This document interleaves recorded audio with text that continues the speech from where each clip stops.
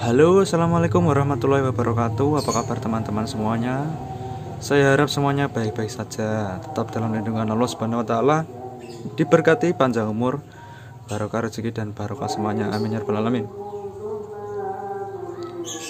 Di kesempatan kali ini saya akan mereview dan menjelaskan sedikit tentang perbedaan mikrofon dynamic dan mikrofon kondensor yang biru ini. Nah, bagi teman-teman yang pemula, mungkin berpikir keduanya ini sama-sama mikrofon, tapi sebenarnya kedua ini mempunyai fungsi dan cara pemakaian yang berbeda. Nah, mikrofon ini yang di kanan saya ini, di tangan kanan saya, mikrofon ini adalah mikrofon dynamic yang biasanya teman-teman sering pakai di acara-acara event, di acara-acara live outdoor ya. Karena memang ya semuanya adalah mikrofon dynamic. Mikrofon dynamic ini tidak perlu memakai phantom power untuk menyalakannya, tidak perlu memakai supply tersendiri untuk menyalakannya. Jadi dia berdiri sendiri, hanya dia ditancapkan ke mixer atau jenis preamp, dia langsung aktif dan bisa digunakan. Sedangkan yang di tangan kiri saya ini adalah mic kondensor.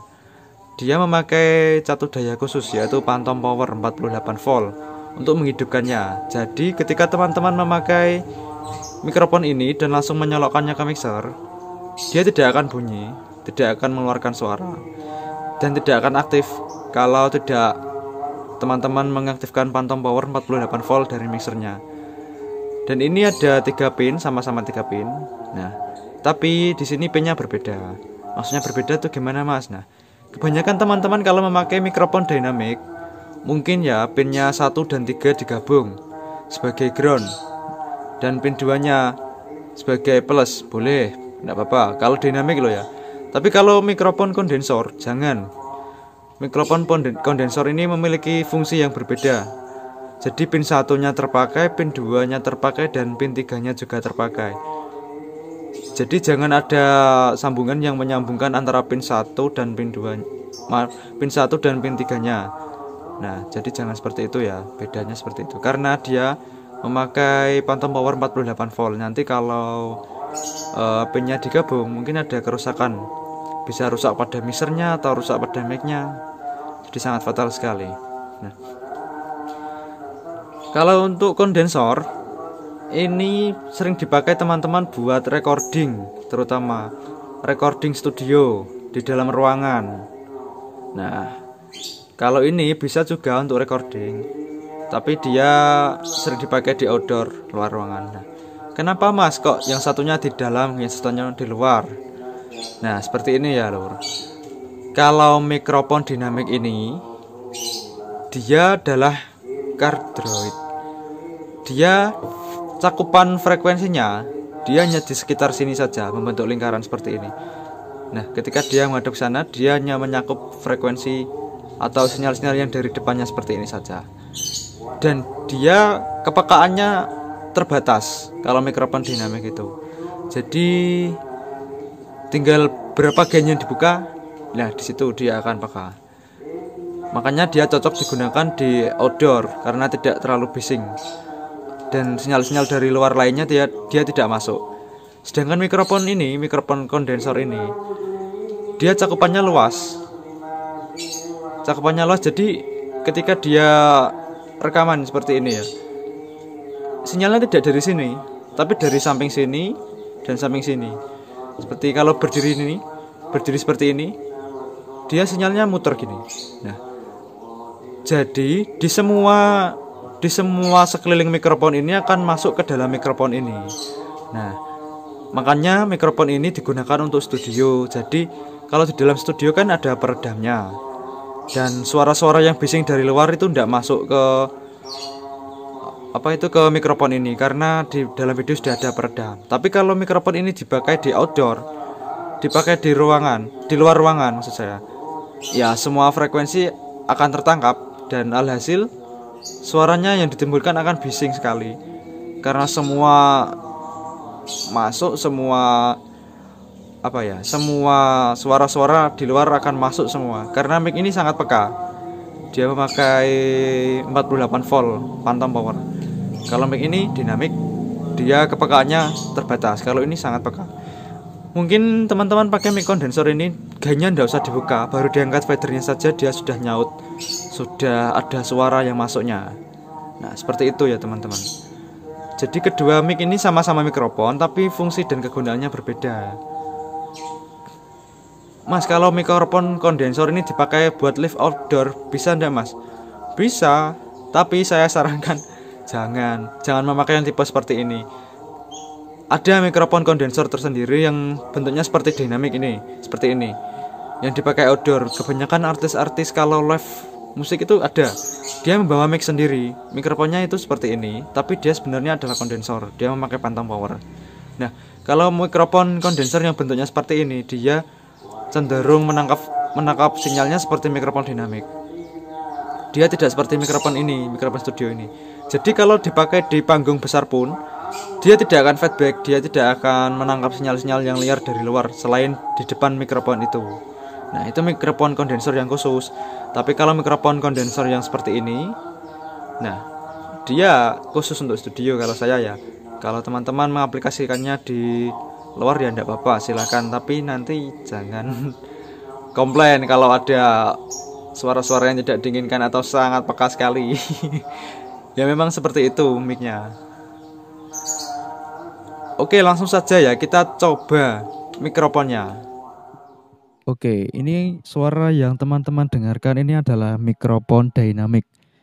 Mikrofon dinamik yang saya masukkan ke channel 7 ini.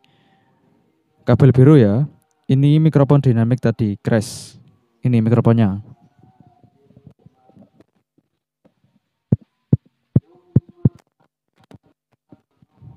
Nah, suara mikrofon dinamik seperti ini, teman-teman. Kalau teman-teman dengar dan teman-teman lihat, ini tidak usah pakai phantom power ya. Tidak usah phantom power dan dia langsung bisa menyala dan suaranya sudah seperti ini kepekaannya. Sekarang saya coba pindahkan pakai mikrofon kondensor ini ya teman-teman. Saya mute dulu channelnya agar nanti tidak grok-grok.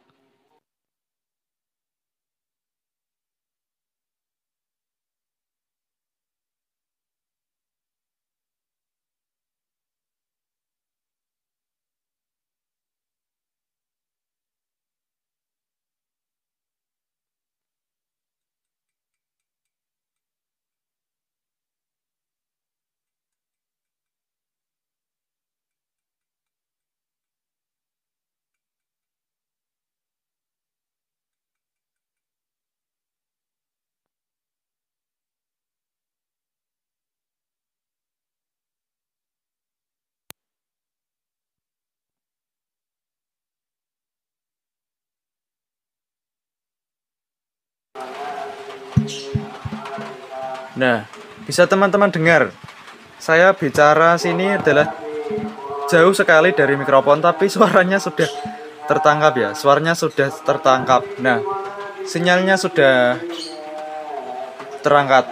Ini settingannya sama seperti tadi. Settingannya sekian. Saya tidak merubahnya. Saya tidak merubah settingannya ya. Hanya saya mengaktifkan phantom powernya saja. Suaranya sudah bisa terdengar. Nah, bisa teman-teman dengar suaranya. Di luar ada hujan dan ada tadarus karena ini bulan puasa. Dan ada suara burung juga yang masuk. Nah, ini setelannya sama loh ya. Tadi saya cuma nge-mute ini untuk memasangkan kabelnya dan mengaktifkan phantom power yang ada di belakangnya. Dan bisa teman-teman lihat tadi, kalau phantom powernya saya tidak menyalakan, dia tidak akan menyala, tidak akan bisa menyala. Dan perlu kalian ketahui, jarak mic ini dengan mulut saya sekitar 50 cm loh ya. Setengah meter loh jaraknya, tapi dia sudah bisa menangkap sinyalnya. Nah, ini perbedaan mikrofon kondensor dan dinamik. Ini saya coba dekatkan ke mulut ya. Cek cek cek cek cek cek cek cek. Nah, suaranya jauh akan lebih peka sekali. Yang teman-teman dengar saat ini, jarak mikrofon ke mulut saya adalah 20 cm. Saya tidak berani mendekatkannya seperti mikrofon dinamik. karena nanti suaranya vokal saya akan over. Nah, suaranya sangat-sangat peka ya teman-teman. Sampai saya menelan ludah pun terdengar di sini di mikrofon ini. Nah, fungsinya mikrofon kondensor seperti ini. Dia sangat bagus kalau dia dimanfaatkan di studio recording. Karena suaranya yang jernih dan semua frekuensi tertangkap. Maksudnya detail gitu ya. Dia bagus untuk menangkap frekuensi vokal. Kalau vokalnya jernih atau lirih itu bisa masuk juga. Kalau mikrofon kondensor seperti ini, tapi kalau mikrofon dinamik tadi yang ini, kalau dia tidak bersuara keras atau kita membuka gainnya yang besar, maka suaranya akan mendem atau kurang open. Ini jarak mikrofonnya 20 cm loh ya. 20 cm dari mulut saya. Sekarang saya jauhkan seperti tadi. Cek. Nah, ini jarak mikrofonnya ini 50 cm. 50 cm dari saya. Suaranya juga masih terdengar. Masih terdengar ya vokal saya.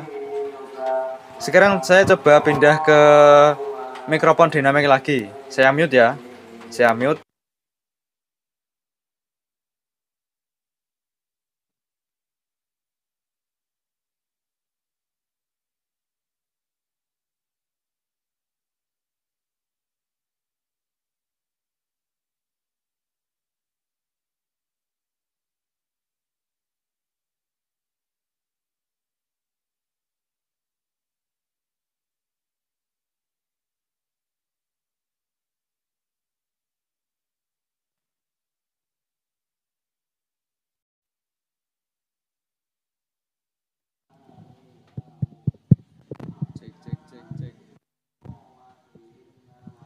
Nah, ini sekarang saya kembali lagi ke mikrofon dynamic. Dan jarak mikrofonnya ini dari mulut saya adalah 3 cm. 2 sampai 3 cm ya. Nah, bisa teman-teman bandingkan ya mikrofon dynamic dengan mikrofon kondensor. Seperti itu perbandingannya. Jadi penggunaannya pun berbeda. Tergantung tingkat kepekaan dan kebutuhan kita. Kalau kita pakai outdoor, boleh enggak Mas mikrofon kondensor? Boleh. Monggo, tapi penggunaannya harus tepat. Jadi semisal kalian pakai ada live, semisal gamelan ya, gamelan atau yang memakai itu apa saron itu ya, yang dipukuli, gamelan yang dipukuli. Itu kan suaranya sudah keras. Jadi teman-teman bisa memakai mikrofon ini, dia digantung dari atas atau dipakai stand yang tinggi. Kan dia sudah peka. Jadi dia sudah bisa menangkap semua instrumen-instrumen yang diinginkan untuk masuk ke ke mikrofon ini. Nah, seperti itu penggunaannya. Jadi teman-teman harus memposisikan penggunaannya pada tempat yang tepat. Seperti itu. Untuk mikrofon dinamik sendiri, kalau dipakai untuk studio apakah boleh Mas? Boleh, monggo. Terserah kalian memakai apa, tapi saya sarankan hanya pakailah yang tepat, itu aja. Tepat itu maksudnya gini, tepat itu maksudnya ketika kalian membutuhkan suara yang lirih atau yang seperti apa. Jadi mikrofon kondensor ini adalah sarana yang tepat. Tapi kalau kalian membutuhkan suara yang tebal atau gimana, atau yang cenderung seperti apa yang kalian inginkan, suara cenderung keras, tebal atau gimana, itu nanti kalian bisa memakai mikrofon dynamic. Seperti itu. Nah, saya harap sampai di sini paham ya teman-teman untuk konten kali ini. Semoga bermanfaat. Nanti kalau ada teman-teman yang compare mikrofonnya, boleh sharing-sharing di komentar, boleh. Oh ya, yang saya pakai tadi yang biru ini sebenarnya mikrofon murah, mikrofon berapa ya? Saya beli tahun 2018 dulu. Itu saya beli pada waktu iseng-iseng masih rekordan dulu. Sekarang sudah dimuseumkan. Kalau mikrofonnya merek-merek bagus seperti AKG, Audio Technica, Samsung dan lain sebagainya, kondensornya seperti itu, mungkin suaranya juga akan berbeda dari yang saya omongkan tadi. Kalau saya omong tadi kan seperti peka dan jernih ya, tapi nada low-nya kurang. Berbeda dengan ini mikrofon dinamik ini. Dia tidak terlalu peka dan tidak terlalu jernih, tapi low-nya dapat, nada low-nya. Dan itu juga tergantung merek mic dan harganya juga. Nah, tidak semua mic kondensor itu suaranya seperti itu. Mic kondensor yang tipe-tipe bagus itu suaranya juga tebal, keras, dan jernih ya. Dan tentu saja dia peka. Karena mereknya bagus dan harganya juga mahal. Mic 1 itu bisa buat beli mixer Cina zaman sekarang itu bisa. Mic saja. Tapi ya memang audio seperti itu ya teman-teman. Harga membawa rupa. Nah, oke, konten kali ini seperti itu saja ya. Apabila kurang lebihnya saya mohon maaf. Nanti ya kalau ada yang bingung atau yang ditanyakan silahkan bertanya di kolom komentar. Jangan lupa saya sarankan untuk like, comment, dan subscribe. Atau boleh dibagikan ke teman-teman semua. Ke teman-temannya yang sesama soundman untuk sharing-sharing ke channel ini. Karena channel ini kedepannya insya Allah akan update terus tentang audio dan konten-konten lainnya yang bermanfaat. Saya rasa bermanfaat untuk teman-teman semuanya. Amin. Sekian dari saya, kurang lebihnya mohon maaf. Wassalamualaikum warahmatullahi wabarakatuh. Semoga tetap sehat dan tetap kuat menjalani aktivitasnya.